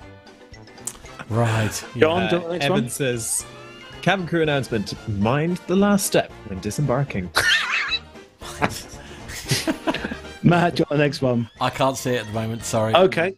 Jenny says, our lovely Jenny in Rome, says Tom Cruise practicing for the Brisbane Olympics opening ceremony. John says, I thought you only photographed military aircraft, Jonathan Warner. A slightly macabre one from Kevin, who says, women and children first. Oh dear. It's a little unkind. Oh dear. Terrible that is, Kevin. Honestly, what are you like? Steve says, DB Cooper copycat gets it all wrong. True. Neil says the original inspiration for Led Zeppelin to write Stairway to Heaven. Very good. And also you missed one out from Chris here, which I thought was particularly good. Ryanair's trialling a new speedy deboarding process. Now that is efficiency, isn't That's it? efficiency. Yeah. I wouldn't be at all surprised if one day Ryanair do right, okay, here's your parachutes, off you go. We are over the drop zone. Yeah. I'm up for that. No. Next up, we got one from Steve saying, that's not a door plug. This is a door plug. Gordon says, it's a bit chilly in here. Did you close the door when you were last in? Oh. Complicated. Stephen says oh blimey, this is going to be a good one. Stephen says new quality control inquiry launched as airline dispatch from factory with ground missing. Oh. See what we did there, yeah. Richard says real air stairs. Yes, the ultimate, yeah. Bill says, I'm not sure what's taking so long. He said he was just going to the washroom. I hope that's not the pilot. Oh dear. John? Tony says, make sure you collect your parachute on your way out. That'd be an extra charge if that was Ryanair. Yeah. True. Darren comes back with another good one here. Now we are totally fockered. Oh. Oh dear. Mark says appropriately, the man in 1 Alpha said, "I don't care how you do it, just get him out my bloody seat." Oh, harsh, isn't that? Do you know, Nev? I feel like that's something like that the would way fall out this- of your mouth. You know. I like the way that this randomly lined up. Yes. To get that one. Strange, isn't it? Yes. Yeah. So one from John here. Line up, please, in an orderly way for those who want to have an exterior photo of the aircraft while we're airborne. I can see Mr. Warner grabbing his camera for that one. Be afraid, everyone. And, Be very afraid. Mazu says Dr. Seth has a go at being a kangaroo jumper dumper down under. Yes, because for those of you in the audio podcasting world, Airlines of Western Australia is the airline that this particular aircraft is used for. Okay. We've got a few in the chat room. I'll pop them up on there. Let's go. Right, let's have a look at... here we go. There's one from Captain Cruz. Captain Cruz says, "Stairway to Heaven." Very good, very good. And there's one there. It's from Richard Adams says, so that's where DB Cooper disappeared to. Oh dear, that's a bit... Richard E. Flagg gets all controversial with this one. Fokker takes on Boeing with max effort on the doors. Richard Adams comes up with this corker. Doors to manual. I assume that's how it's supposed to be done. And our very own Sturman comes up with this one, which I think is something you'd say when you've opened the door. Oh, okay, yes. Nan, we ain't landed. Right, okay. Oh, sorry, Nan. And just one quick last one there from Darren in the chat room. Obviously harks to the story we had earlier on the show. Dear Darren Smith saying, Wizz Air needs speedy boarding process. I've got to put this one on because boarding is not the issue. brilliant. Boarding is not the issue. It's like I say, departure. Maybe I don't know. Like yeah. What's the opposite to unboarding? Anyway, that's a great one from Azus there. The new slinky testing system. Yeah, I mean that'd do it. Yeah, You've got to be a certain age to know what slinky is. Yeah. How many of us know what a slinky is? I'm going to ask the ultimate question to John here. Do you know what a slinky is? Absolutely. Oh, thank goodness for that. When did you ask that? Well, no, I know, but it's as Nev and Nick have suggested, it is, shall we say, a toy of a certain era, shall we say? And you're not. Yeah, from the that things era, that you use in the lab in physics to demonstrate springs and. I'm joking. Oh dear! I suddenly feel very, very old. Oh no! But there we go. There was this week's Captionist just for fun. Thank you very much to everyone who participated in that, making us all very amused here at PTUK headquarters. That's for sure. We'll pop another one up on the socials again next week for you all to comment on. And don't forget, if you do have an amusing picture you want us to use as a captionist, you can send that in to us. And just for the benefit of those who may not know where to send their bits and bobs into, Nev, where can all the listeners send all their stuff into for the show? Yes, have a look at the socials, but also the email address. So the email address for that is podcast@planetalkinguk.com.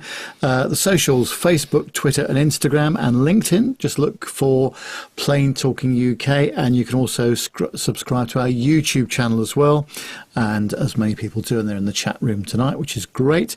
And you can also become a Patreon of the show.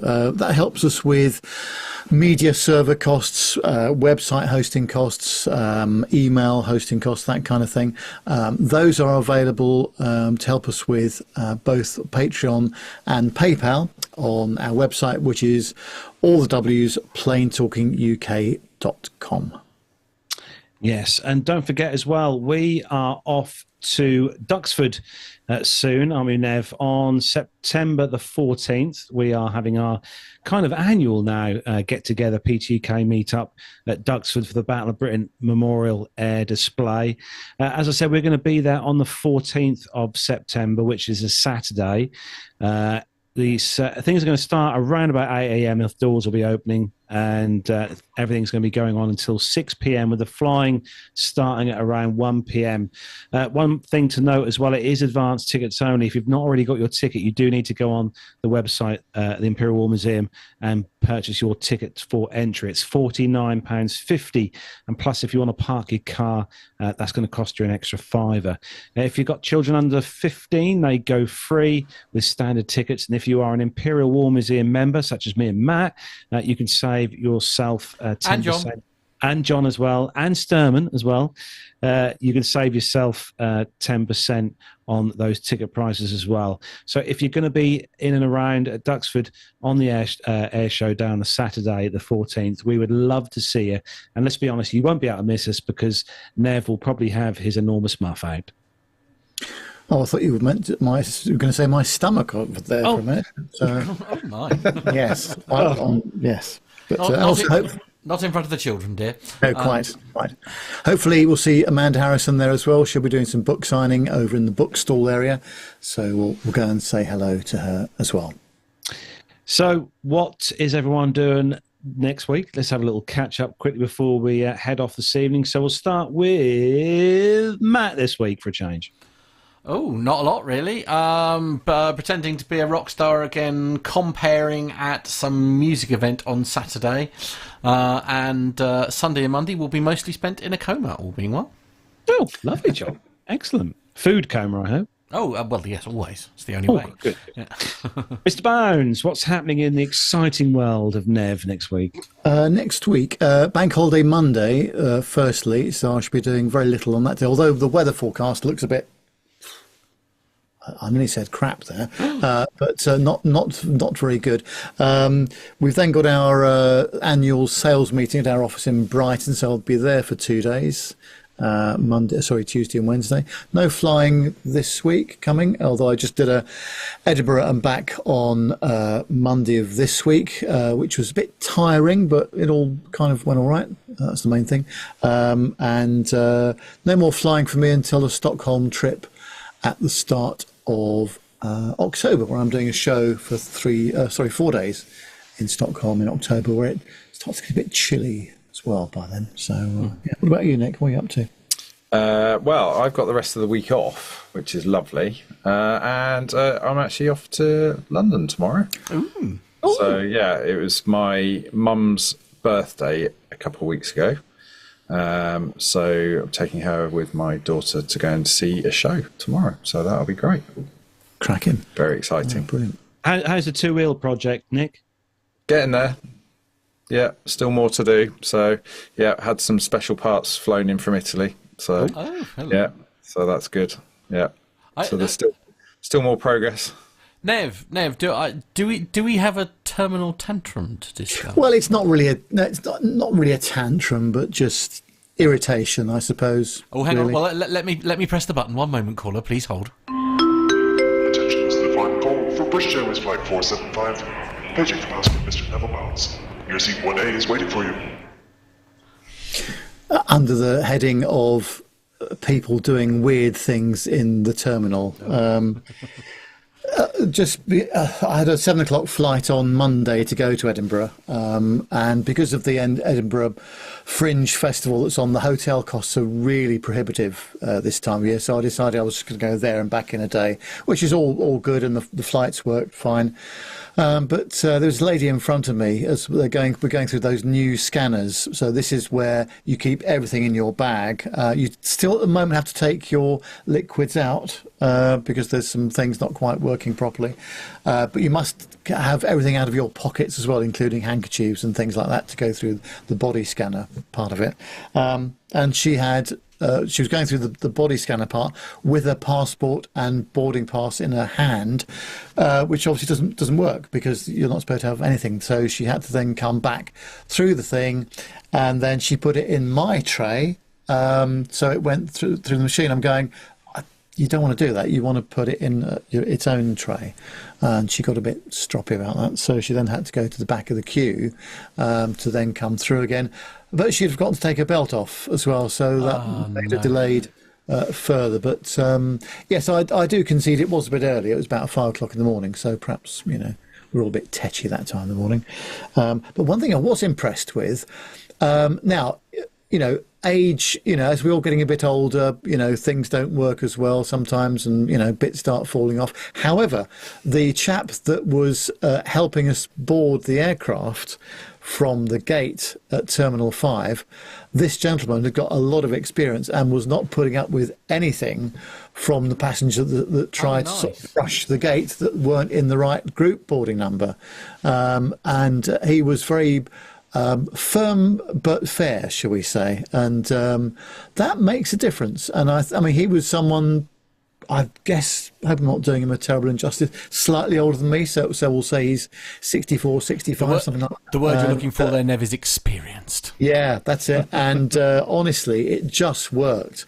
Sadly, with people that are a lot younger, perhaps in their 20s, although they've done the courses and they're perfectly well trained by the company, you can't beat life experience when it comes to people interface, shall we say. And this gentleman ticked all those boxes, and he did a great job.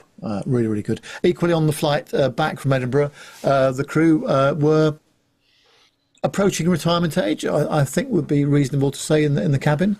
But the fellow, George, who was the in-flight lead, he'd been working for BA for 35 years, just as cabin crew. And what a great fella, really, really nice job. So, yeah, age is always a thing, but age comes with experience, and that's something you can't buy, I'd say. No, absolutely not. And patience. Well, yeah. Although I'm finding I'm getting more irritable as I'm getting older. I absolutely, totally agree with you, Nev. 100%. Right, that is where we are going to wrap up the show for this week, episode 515. Big thanks to everyone who's joined us in the live YouTube chat room this evening. Big thank you to everyone in there for joining us tonight and being part of our great little chat room that we have every week. Also, a big thanks to everyone who downloads the show as well each week as an audio show. Massive thank you to you all as well for downloading us each week. It really does all make us very happy indeed to see those viewing figures. But that is it for the show. We'll be back next Wednesday, all being well, and hopefully Andy will be back as well on the team next week to join us. So from me, Carlos, here in the home studio, from Matt in the PTUK Master Suite studios, from Nev and Nick in the Nev studios, and from John as well. Thanks, John, for joining us tonight. Thank you for having me on. Have a great rest of the week and have a great weekend, whatever you're up to. I'm off to a wedding to see my cousin marry his soon-to-be wife, Crystal. So I'll be off to a wedding this weekend. Looking forward to that. We'll see you next week. Have fun. Say goodbye, Nev. Oh, goodbye. See you next week. Take care.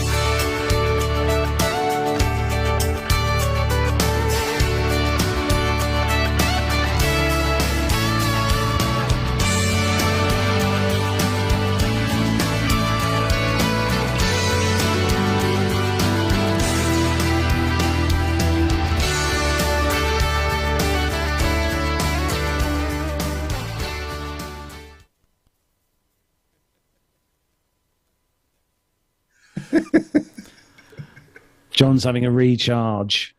Yeah. Recalibrate. Oh dear, that was funny. John's all electric. He's going green. So Sturman messaged me during the show there. He's booked up to go to Duxford. He saved quite a bit of money, actually, for him and his wife Mel and the girls as well. With the membership discount, actually made it quite cheap. So well done, Garth. Oh, Sturman, I should say. We shall see you at Duxford. Hopefully the weather will be good. Actually, let's see what the forecast is for that. Look at the long distance forecast for that day. Just whilst you're doing that, quick shout out to Liz, who's joined us this evening. She's watching. As well. Not Liz from Canada. Oh, okay. Liz that lives around the Heathrow area. Nice. So yes, just a message. The Heathrow area. Yeah. So yes.